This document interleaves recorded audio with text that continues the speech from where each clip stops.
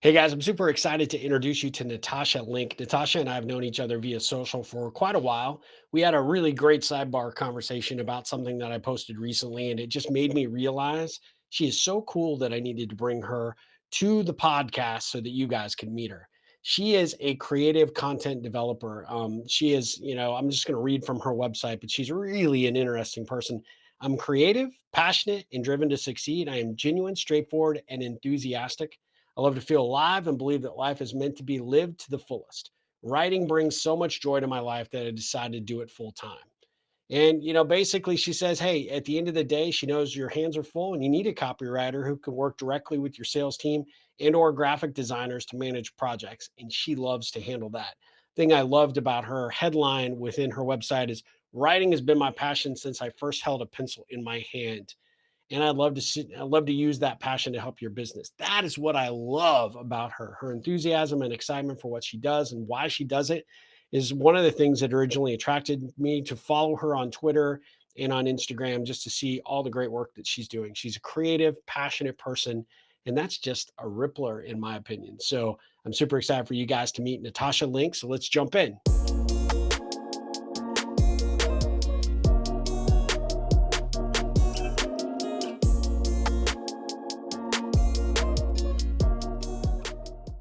Hey guys, I'm super excited to have Natasha Link with us today. Natasha, welcome to the Ripple Effect Podcast. How are you doing? I'm great. How are you? I am great. I'm excited about this. I think right before we came on air, you mentioned something that really stood out, which is ultimately what stood out when we first started talking was witty one-liners. That's your superpower, I think, right? It's apparently my thing. So how exactly did that come about? Have you always been that way, or is it just like something about being online that you're able to, come up with these creative tweets and posts? Yeah, I think it's more it just happened. I only joined Twitter like not even 3 years ago. Uh-huh. Um and just started I had no idea what I was doing, to be honest. And just started posting stuff and whatever random thoughts came into my head. And apparently that's just my thing. And it's worked out for me. Well, based on how many people you have following you and how many people really, sort of jive with what you post out there, I mean, I think it's been successful. Yeah, it's been wild. It's been quite a ride. Absolutely. Well, you and I think probably have, at least known each other 2 of those years that you've been on Twitter and kind of exchanged some back and forth over that period of time. I've really enjoyed reading your tweets and sort of getting to know you from that perspective. This is the first time we've actually gotten on a video call to actually see one another, but I'm super pumped to have you on the show today. Yeah, thanks for having me. I'm excited. Yeah. Well, one of the things that I always like to do, just kind of to jump off into the interview, is I'm really fascinated with like origin stories, or kind of I know the work that you do, and we'll get into that. But I mean, kind of maybe give my audience a sense of kind of who you are and kind of how you became down this path from a career perspective, and kind of how you became the awesome Natasha Link that you are. Well, let's see. I've always wanted to be a writer. That was like my secret dream my whole life. And then for some reason, I just kind of gave up on it along the way, I guess, for a while. In college, I studied psychology. I had planned on becoming a psychiatrist at some Oh, point. wow. After I graduated, I got pregnant. So my life took a different A little bit turn. of a turn. Yep. Yeah. So no grad school for me. And then I ended up just doing a whole bunch of different stuff. I worked with children for a while, like a learning center with like reading, helping them learn, like Yep. children with like autism, ADHD, learning disorders, that kind of thing. And then so from there, I ended up becoming a para at a school, and I worked there for a few years with the same, also with like behavioral disorder kids and stuff Yeah. too. So that was a great job, and I loved doing that. And then I ended up working as a recruiter, and then an office manager for a home health care company for, Yeah. for a while, and then I ended up working for the county as a child support officer. So it's just kind of been a whole variety of things. And then I was like, I'm supposed to be writing. I want to be writing. That's what I Yeah. want to do. So I just started one day, and I just started a blog.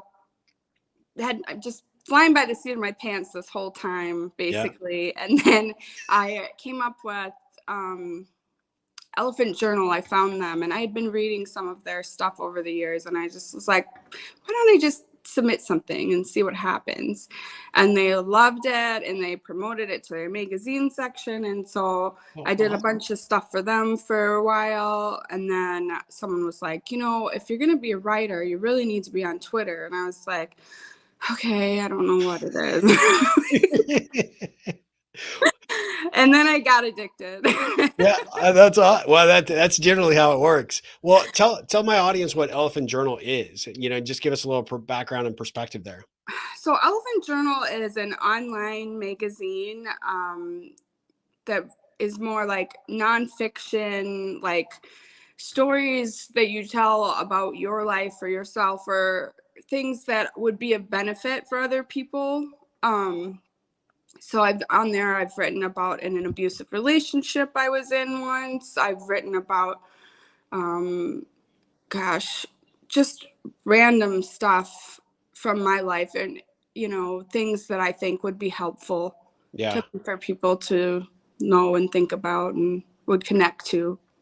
So is that kind of what, kind of spurned that bug to make that kind of career shift, is like, hey, I can do this and this is something I'm Yeah. passionate about? Yes, it was very validating. And when the pandemic hit and a lot of things changed for a Yeah. lot of people. And I actually just got my first copywriting client that week. And I was just like, you know what, this is what I want to be doing. I Yeah. don't want to work for this office anymore and deal with the drama and the cattiness and Yeah. You like could I write just, about it. It's it's not for me. Yeah, I'd The rather just soul write and sucking atmosphere isn't for me. yeah, yeah. Well, I think a lot of people are like that way. So what do you think, kind of, aside from, the frustration and like, hey, I want out of here, what was it that gave you the courage to, like, take that leap into entrepreneurship? A few things that really, the support of family and friends. Yeah. My sister-in-law, she's an entrepreneur. She does marketing. She was like, I'll just do your website for you. And I was like, okay. Like, Thank you. great. Sweet. She's That's a like, great yeah, ripple just give right it a there. I mean, shot. that's a perfect So ripple. Yeah. that was helpful. Yeah. And my husband was like, okay, you've got 3 months. You've got 3 months to prove that you can make an income this way, or you're going to have to go get a different job. Yeah. Yeah. And that Yeah. was almost 2 years ago. Yeah. So That's still awesome. trucking. So let me ask you, I mean, obviously still sort of in that startup mode, Right. and 2 years and been able, and, throughout the pandemic, right? To be able to make it successful during the pandemic is a true credit to you. I mean, you're clearly on the path that you're supposed to, but what do you think, if you had to, put a pin in one or two ideas that really sort of, gave you kind of affirmation that, hey, I was on the right path? Was there any particular client or situation that kind of came up and were like, yep, this is just, confirmation that I should be doing this? Honestly, I think it's everything that happens to come up. Yeah. Like I said, that very first copywriting client I got was right when I was in the middle of like very unhappy where I was, and Yeah. was like, and it was somebody that just read one of my Elephant Journal articles and was like, hey, do you ever do any writing for other people? And I was like, I haven't, but I could. I'll give it a shot. Yeah. And then right when I first started up my website and was like, all right, I'm going to try this, somebody I'd known or been connected to, I'd never actually met her, for years and years. I actually randomly added her on Facebook because we had the same name, and like, so random, like, because my maiden name was Carter and her name was Natasha Carter. And I was just Okay. like, oh, I'm going to add her on Facebook. And we've been like connected this whole time. And she reached out to me right away and was like, hey, I have a gig for you. And it was like instantly 25 hours a week, Wow. $45 an hour to do a bunch of like revamping all their product sell sheets for a company called Auto Engineering. And I did that for months. Yeah. And so that was like, okay, this is what I'm supposed to be doing. Like, this Yeah. is working out. And then I got contacted about Twitter management and helping somebody grow their account. And I was just like, all right, I'll try it. And like, and so now I have like 7 clients that I do that Wow. for daily. And then I'm ghostwriting a book for an attorney. Wow. Yeah, like it's just always like something new that I've never tried before. And they're like, hey, you want to try this? And I'm like, sure. And Yeah. it keeps working out. So that's why I know I'm on the right path. I mean, I'm writing my own books too, fiction. Yeah. So yeah, and I'm working on trying to get published. And I don't know if you're familiar with like publishing, but it's a grueling process. It's pretty brutal. I've had like Yes. 7 rejections on my manuscript from agents. I'm at a point where I'm like, should I keep querying or should I just try to self-publish my first book and go Well, from there? you may not know this about me, but I self-published my book. I'm now in the 3rd edition. I would highly recommend, and I almost always tell, especially first-time authors, if you feel like that the industry is telling you no, it's because they have this overwhelming number of submissions that come in, and so the ability to get the right person to pick up the right at the right time to pick up your book is really challenging. And so I certainly would be willing to help you like navigate that water in terms of the nuances going into self-publishing. But it's been a great decision for me.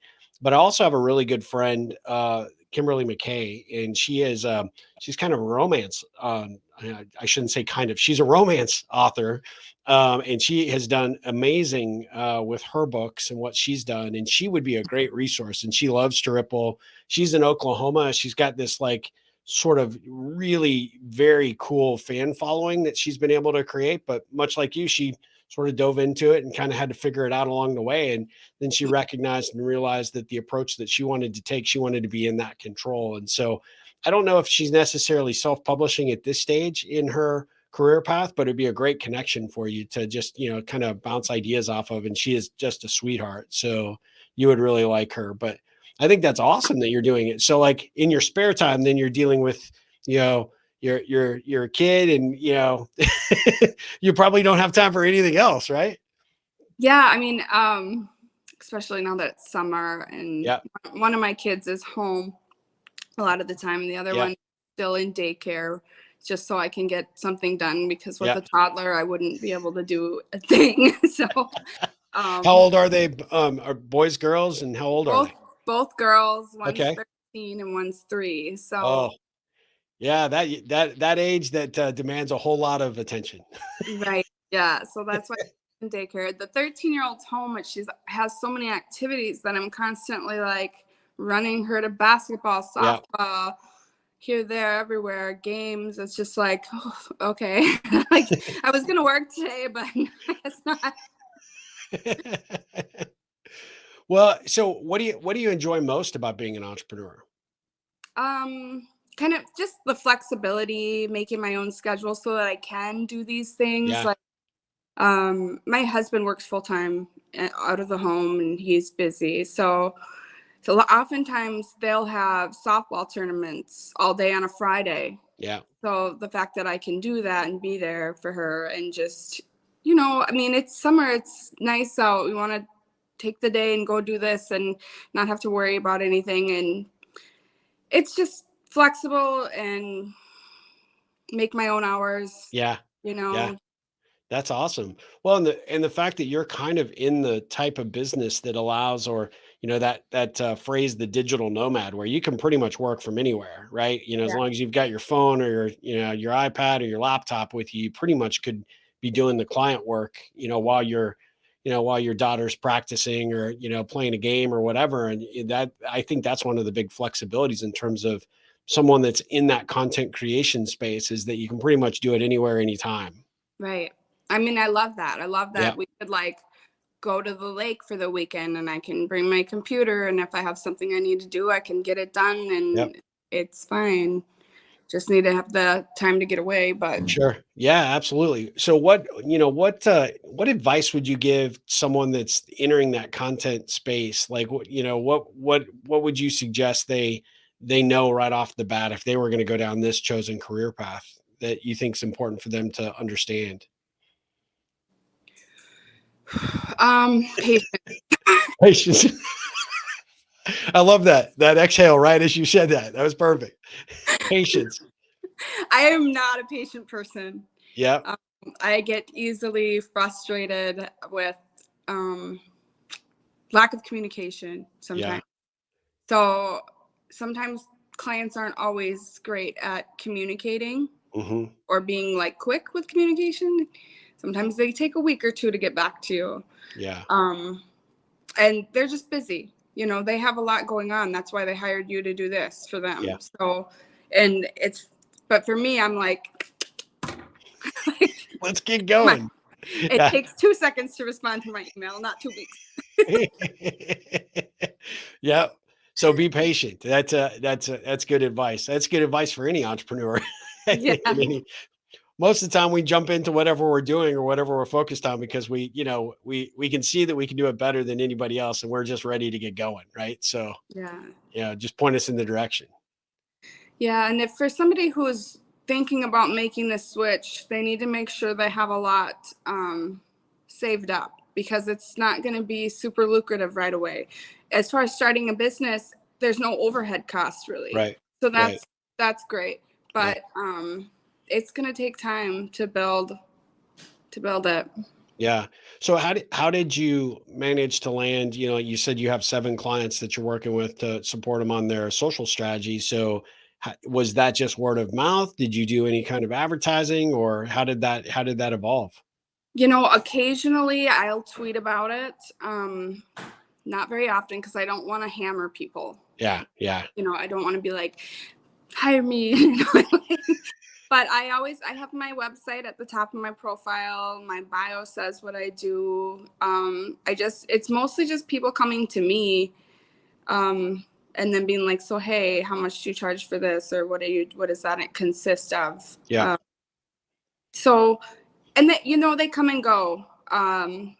Marketing in any form is something that's going to be the first thing cut if there's any budgeting or concerns. Yeah. So I'll have a client for a year and then they're like, sorry, like, slow season, gonna have Yeah. to come back to you or whatever. And Yeah. so I've had some that stop for a few months and come back too. So it's hit or miss, but Well, that says a lot about clients that may have to push pause, but that they end up coming back. I mean, that says a lot. I think the challenge with a lot of freelancers, and I do a lot of coaching with, solopreneurs that are freelancers, is, that they don't get that return business, right? The client leaves, they haven't built enough of a relationship with them. I'm obviously a relationship guy, so I'm really focused on that aspect.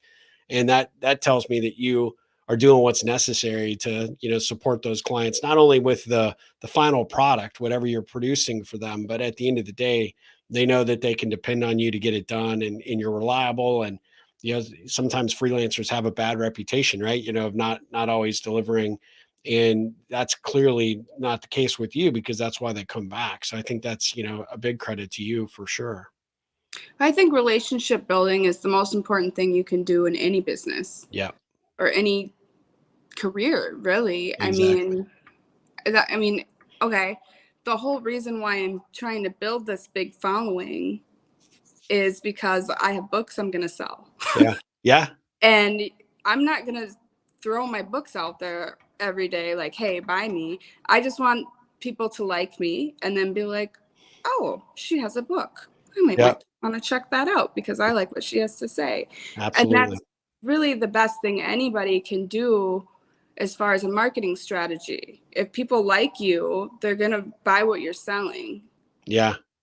Yeah, no, that's a great point. I often tell my clients, especially my corporate clients, is, marketing is just the support elements that go into continuing to build that relationship. And, especially for folks that are out there trying to, build their audience for their book or their new product or their service, much of the marketing effort comes into once you've established that credibility, you really want to be able to provide ongoing messaging and value to them, that further supports, oh yeah, that's why I do business with, Natasha, because she's awesome. I like working with her. She always delivers on time. And next thing you see out there, it's like, hey, I want to buy the book to support you, or I have a client potentially that would benefit from what you do. And that introduction makes it, makes them look good, and obviously adds value to you because you didn't have to go out and find them. They're actually evangelizing on your behalf, which is great.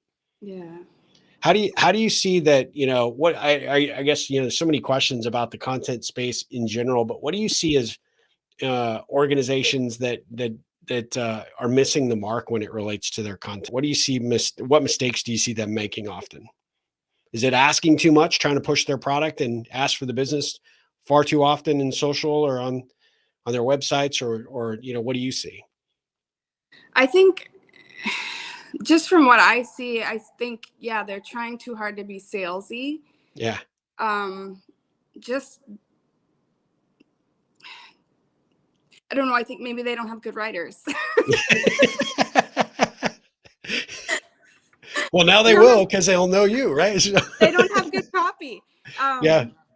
Or they're just pushing too much, and that turns people off. Yeah. Yeah. Even when I see people on Twitter promoting their books, like if you're going into threads that have nothing to do with books and you're posting your links, that's going to turn people off. No one's, or you DMing people your book links, people are going to be like, Yeah. who are you? What are you doing with this? Like, no one's going to buy it from that. I promise Yeah. you.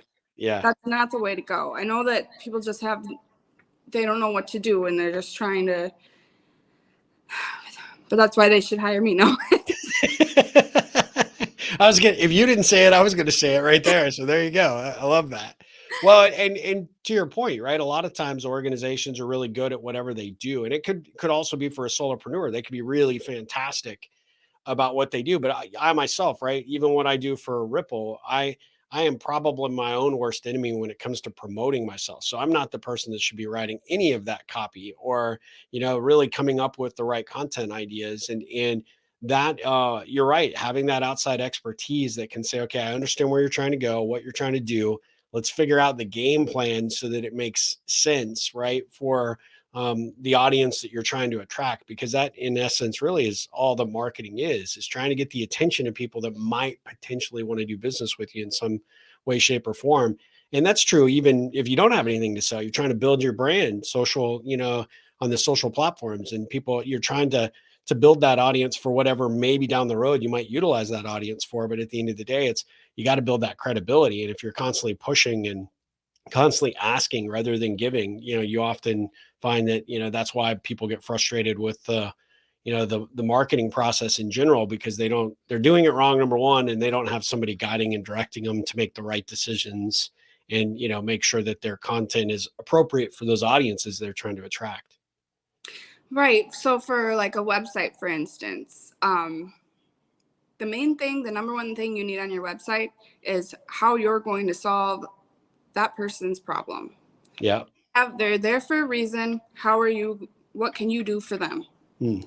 And oftentimes websites aren't that written that way. They're just like, here's who I am and here's what I'm doing, and nothing about like, here's what I can do for you. Here's how I can fix your problem. Yeah. And that's like the number one thing that you need to be. People have a short attention span. Yeah. Yeah. Yeah, the thing I like about your website, right, is your passion was about writing, and now you're like, hey, let me show you how I take that passion and help make it make sense for you, right, as a potential client of mine. I think that it was simple, it's straightforward, but it's also very direct. You know what you get when you land here. Yeah. Yeah, that's awesome. Well, so let me ask you, so I'm sort of notorious for asking some ripple connection questions. Like I'm always fascinated because these answers really give people more insight as to who my guests are. But what's the best piece of advice that you were given as a child that you still use to today? Be yourself. Be yourself. Can you elaborate? Tell me about it. Who gave it to you and how do you use it? So my mom Hey, is the mom. biggest proponent of like be you, in a world that tries to mold you into something else, a cookie cutter person Yeah. of like everyone should be this way, and she's always just been like, no, be you. And I think for a long time that was a struggle because as you grow, you're trying to fit in, you're trying to make friends, you're trying to, Mhm. and all along that's a struggle internally because Sure. you're not being true to who you are half the Yeah. time. And like the more I don't care about any of that and Yeah. just be myself, the happier I am, and the more my life reflects that. I And love so it. just being authentic and being genuine, and like people do like that. They Yeah. do. And even if it's some people don't, like those aren't your people. I Yeah. don't, and I know sometimes I can be a little too direct and I lack a filter, but a lot of people appreciate that. Yeah. In a world where people are constantly lying, hiding, and not being their true selves, I think it can be refreshing. Yeah.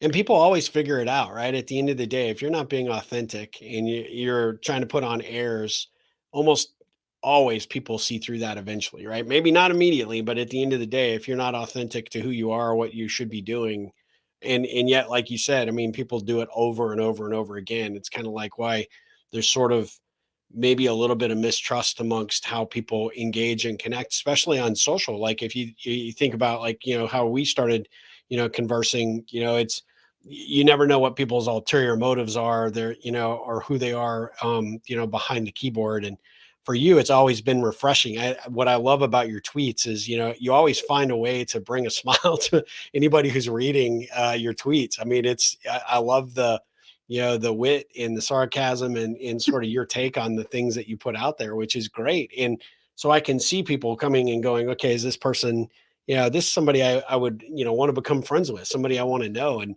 that has to, lend to your brand and ultimately to why people want to work with you. Yeah, and there was a while there where I was like, should I behave on social media? Yep. Should I pretend that I'm no, I don't want to pretend anything. So Yeah. I swear sometimes, that's me. That's my personality. I'm not going to pretend to be somebody else. And the people who are offended by that probably aren't the right fit to work Right. with me. Yeah. Um, I joke around a lot. I'm sarcastic, like you said. Yeah. People who don't have a sense of humor, Yeah. it's probably not going to work out. So I'd rather work with people who get me and are like, okay, no, I like this. This is Yeah. good, because you don't want to work with somebody that's the opposite of that, or Yeah. No. that's not enjoyable for anybody. No, it's not comfortable at all. One of the things that I do in addition to Ripple is I have two software companies I run too. And I was on a big demonstration for our software last week and a big, huge team, a lot of pomp and circumstance. And I'm on Zoom, just like cracking jokes and being, total smart ass. And they were like, oh my God, this is like so different than anybody else we've talked to. And I'm like, yeah, hopefully in a good way. But, this is me. I mean, like you said, I mean, I have to be, the person that I am. And, what we do is not, it's not rocket science and it's, we're solving a problem, but at the end of the day, it's kind of a boring problem. And so you got to liven it up in some capacities. And I think the more that you're authentic and the more that people see that, the more value that they get from, or they want to, partake in whatever you're offering, right? They want the value of what you bring to the table. And so I think for sure that's why people are so attracted to what you do and how you do it. Because I mean, at first I thought like you were going to be like maybe a stand-up comedian or something. I think you, I think that should be your second calling. I mean, you're hilarious. Oh, thanks. Uh, Yeah, I'm that's admittedly more funny in tweets than probably in person. I'm the same way most of the time. So I can understand that. Let me ask you. So where do you generally find being in the content business, right? Developing content for other people. I mean, it can be a creatively taxing business for you, right? So where do you find your inspiration and motivation? Okay, so as far as like tweeting and social clients, I'll be straight up with you. I don't plan anything ahead of time. I just fly. I'm a fly by the seat of my pants kind of person. I'll Yeah. be on their account. I look through the tweets from yesterday, the responses, and whatever pops into my head is what I go with. I like And it. oftentimes it works out. I do a lot of questions just because that gets the most engagement, but I try to do unique and different questions because you see some of them are so repetitive. And so I try to just come up with something that fits for the day Yeah. or, Yeah. whatever. Like I'll see something's trending and I'll be like, oh, that works for this. But, this will be funny. This will be good. And oftentimes my client tweets get way more engagement and traffic than my own. Yeah. Um, like I've had several go viral for Oh, my nice. um. I'm like, I should get a bonus. You should, absolutely, I agree.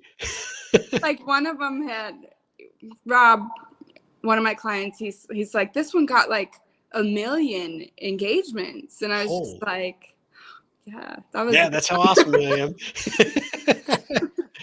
That's what you're paying me for, Rob, right. come on. Yeah.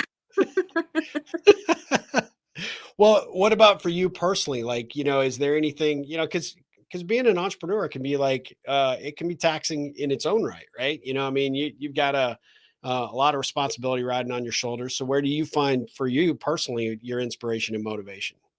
So a lot of my inspiration comes from nature. I'm big into connecting with nature and being outside and trying to be by the water specifically. Like that's where I always feel like the most connected and where I get that flow of Yeah.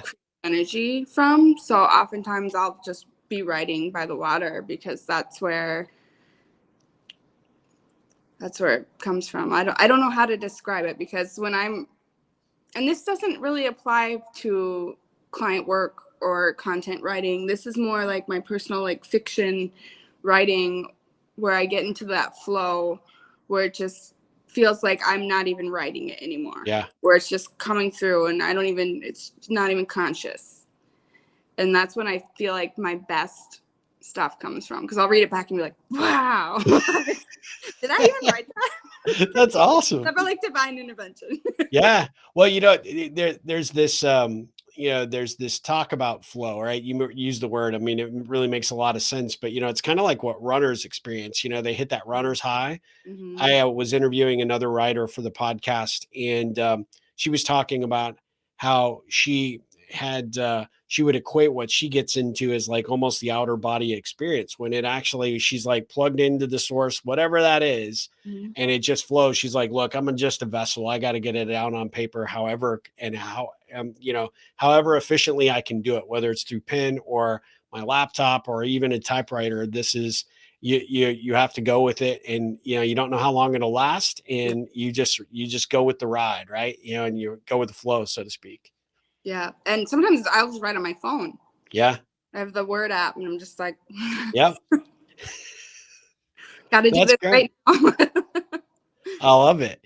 Well, so what do you think like the next 5 years looks like for your business? Is this something that you plan to just kind of, continue down the solopreneur journey, or do you want to scale it and kind of create the agency kind of approach like a lot of, a lot you're like for those of you that are not seeing the video, but we'll see this on audio, there was this devout head shaking. Absolutely not. Oh, no. Oh no. Oh I no. don't want that kind of responsibility. I mean, I think I'll just keep doing what I'm doing and hopefully grow more myself, but I don't ever want to work um over 40 hours a week, or even 40 hours a week, as far Yeah, as like this, because I also want my own writing is important, and sure. I plan on over the next few years having multiple books published, I love it. whether I do it myself or the traditional way. Like I said, I have one finished, which is a romance, spicy romance. Extra spicy. Extra spicy. Well, and do you have a title for this that we could all be like watching for? Unfinished Business is the current working title. Nice. And then I'm also working on a mystery suspense thriller. Um, and that working title is Hidden Obsession. And Great. that one may end up being a series. Yeah. So we'll see how that pans out. I'm about 60,000 words into it, Wow.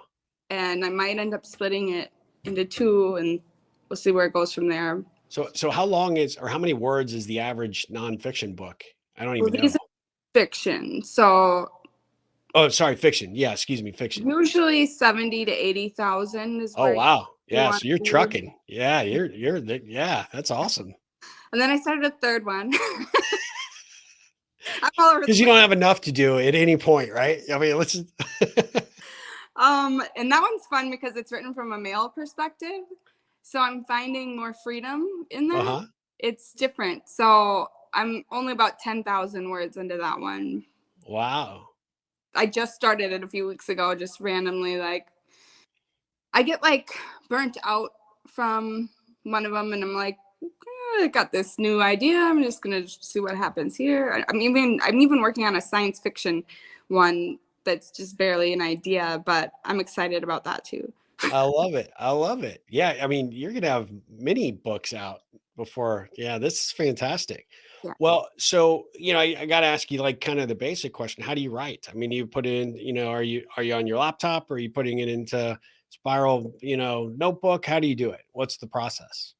It really just depends. I'll occasionally write in a notebook. I dabble in poetry, Okay. so that's often done in a notebook, and then moved because that's easy because it's not long. Yeah. But otherwise, I'm mostly on my laptop and occasionally on my phone. Like I said, like I'll write in the car Yeah. on my phone.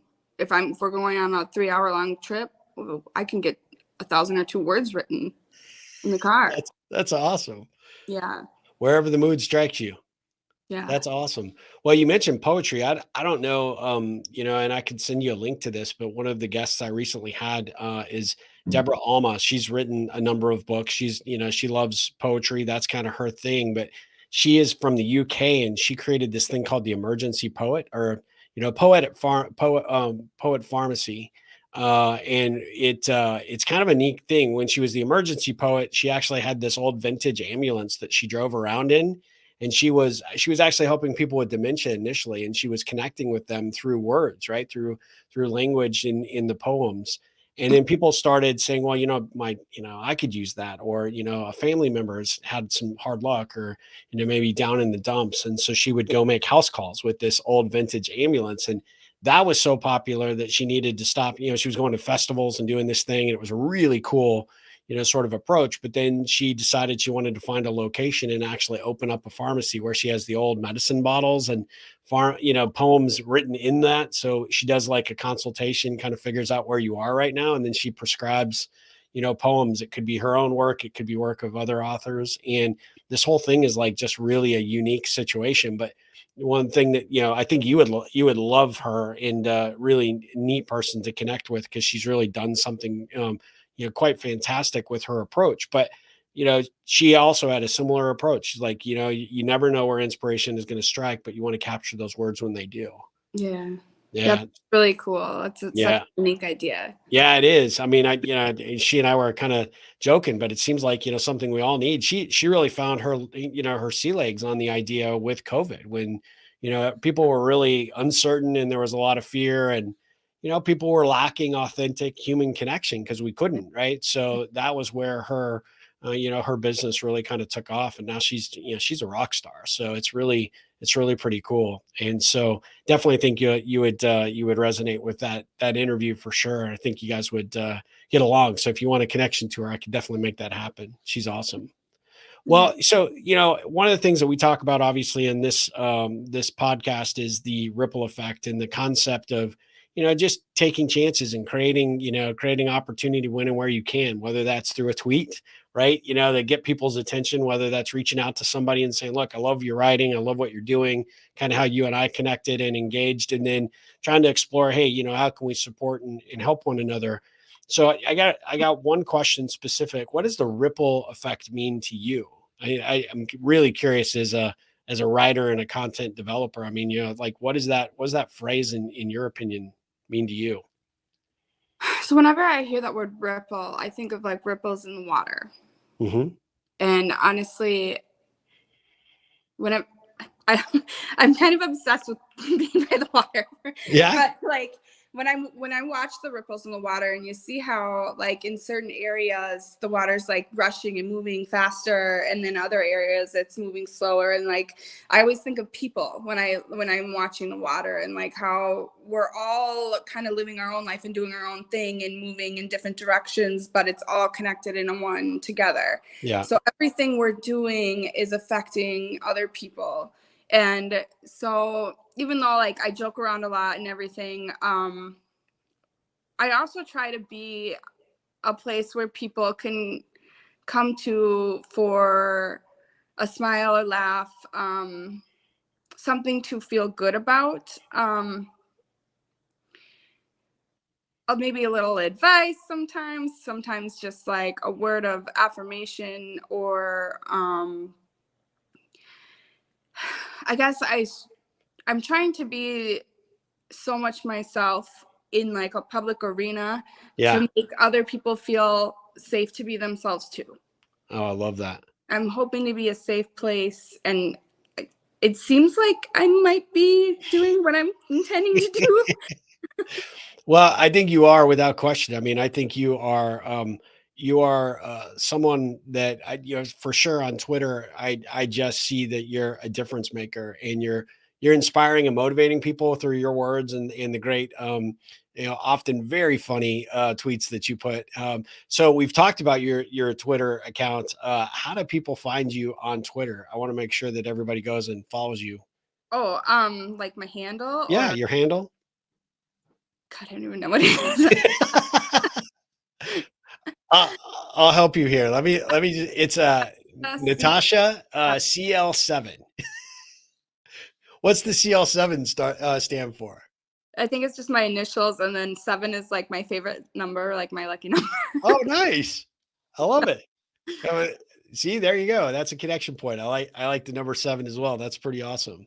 Yeah. Well, and if people were interested in learning more about how they might, and work with you directly to help them develop content, give like a just quick high level overview of everything that you do relative to the content, process. So I do blog writing for people, individuals, or webs or businesses that need to get content out there that Okay. connects back to them. Um, Social media posts. I like I said, my main focus is Twitter, but I also have done Facebook, Instagram, and LinkedIn. So I'm pretty much open to whatever. I've even done some script writing. Oh, wow. I know. A guy that was like a voiceover narrator was in a competition, and he's like, "Can you just write me like a quick script for this competition?" And I was just like, "Sure." Sure. And like he loved it. So it was fun. It was a fun thing to do because it was something I love variety. So I'm pretty much open to most things. Okay. Yeah, just contact me and see if I'm interested in whatever project, or like I said, I've done sell sheets for like speaker microphones, thought leadership pieces, like ghostwriting that Yeah. book on Section 230. Section 230 doesn't sound super intriguing. It's probably not as spicy as the spicy romance novel. No, but it's important. You know Yeah. what Section 230 is? No, I have no clue. See, that's why it's important. Yeah. It's the law that allows platforms like Twitter, YouTube, Facebook, Oh, Instagram, etc., to not be held liable for content that users post on their sites. yeah. So it's the reason we have free speech on social media. Yeah.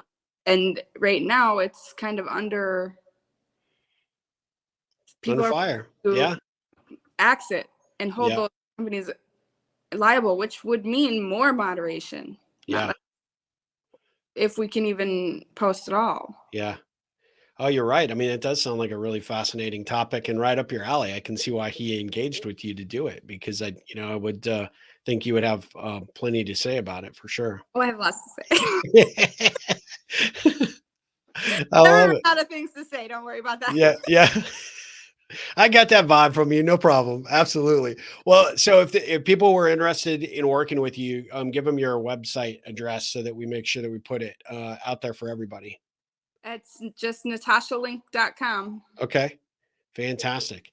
Well, Natasha, this has been, so much fun. I'm so grateful that you agreed to do this. I mean, I'd like our audience to make sure that you go to natashalink.com, check out what she's doing professionally, and then find her on Twitter. Like I said, her handle is Natasha CL7 on Twitter, and she's on Instagram. I don't have the Instagram pulled up right this second, but I'm sure you can find her under Natasha Link on Instagram.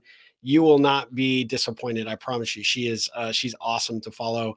I am so grateful that we connected, and I'm really, really excited to kind of see where you go with these books and what I can do to help and contribute in any way possible. I think you're a rock star, and I'm so grateful that we're friends. So Yeah. don't hesitate to reach out to me at any point.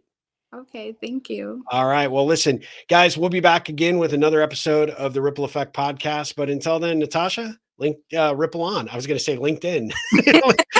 Well, Natasha, Ripple yeah. on. Yeah, Ripple on.